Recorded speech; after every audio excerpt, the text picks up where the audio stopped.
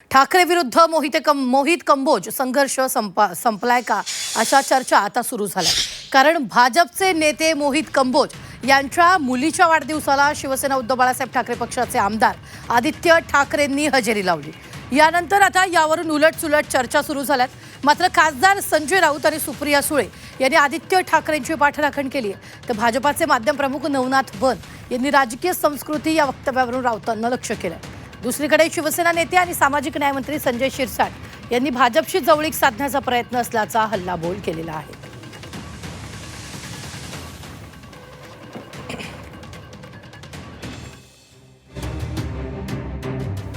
मोहित कंबोज यांच्या मुलीच्या वाढदिवसाला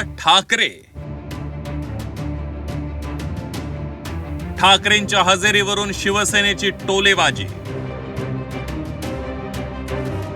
विरोधकांनी दिला राजकीय संस्कृतीचा दाखला। भाजपचे नेते मोहित कंबोज आणि शिवसेना उद्धव बाळासाहेब ठाकरे पक्षाचा 36चा आकडा होता। काही वर्षांपूर्वी मोहित कंबोज यांच्या कारवर वांद्रे भागातील मातोश्री निवासस्थानाजवळ शिवसैनिकांनी हल्ला केला होता। शिवसेना आमदारांच्या गुवाहाटी मोहिमेत मोहित कंबोज यांनी मार्गदर्शकाची भूमिका बजावली होती। एवढं असूनही आदित्य ठाकरेंनी मोहित कंबोज यांच्या कन्या मिश्का कंबोज यांच्या वाढदिवसाला हजेरी लावली। आदित्य ठाकरेंनी वाढदिवसाला लावलेल्या हजेरीवरून दोघांमधील राजकीय वैमनस्य संपलंय का अशी चर्चा सुरू झाली आहे। शिवसेनेने ठाकरेंवर गंभीर आरोप केले। ठाकरे भाजपशी जवळीक साधण्याची संधी शोधत असल्याचा आरोप शिवसेनेने केला।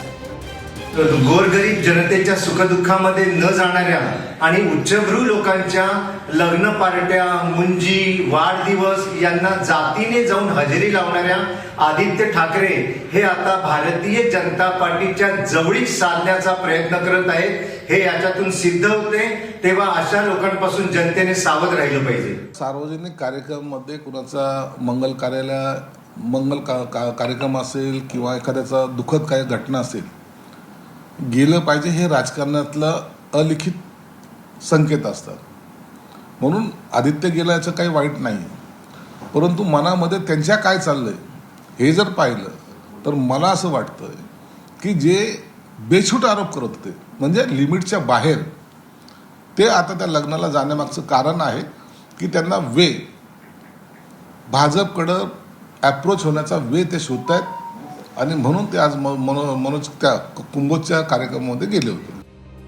शिवसेना उद्धव बाळासाहेब ठाकरे पक्षानं मोहित कंबोज यांच्या मुलीच्या वाढदिवसाला जाण्यात गैर काय असा सवाल उपस्थित केलाय।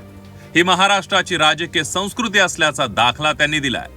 राऊतांच्या या वक्तव्यावर भाजपचे मुख्य प्रवक्ते नवनाथ बन यांनी मात्र अनपेक्षित तिखट प्रतिक्रिया दिली आहे। कोणी एखादा शुभ कार्याला बोलवला असेल, शुभ कार्याला, तर ते जाण्यामध्ये चुकीचं नाही, एवढंच माझी याच्यावरती आहे। पण एकनाथ शिंदेने बोलवलं तर जाल तुम्ही शुभ कार्यासाठी? बोलव द्या, त्यांच्याकडे आता कोणतं शुभ कार्य आहे असं मला दिसत नाही, कारण त्यांची सगळी कार्य पार पाडलेली आहेत। तर एखाद्याने शुभ कार्याला कोणी बोलवलं असेल, मंगल कार्याला बोलवलं असेल, तर तेवढ्यापुरते कटुता दूर ठेवून जर कोणी गेला असेल, रोज उठून अशुभ बोलणारे आणि प्रत्येक गोष्टीत राजकारण बघणारे संजय राऊत यांना शुभ कार्यावर बोलण्याचा अधिकार नाही।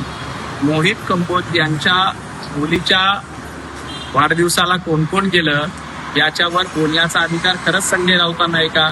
कारण कुठल्याही शुभ कार्याला जायचं नाही, रोज उठून अशुभ बोलायचं, रोज उठून खोटं बोलायचं, एवढाच धंदा संजय राऊतांना उरलेला आहे।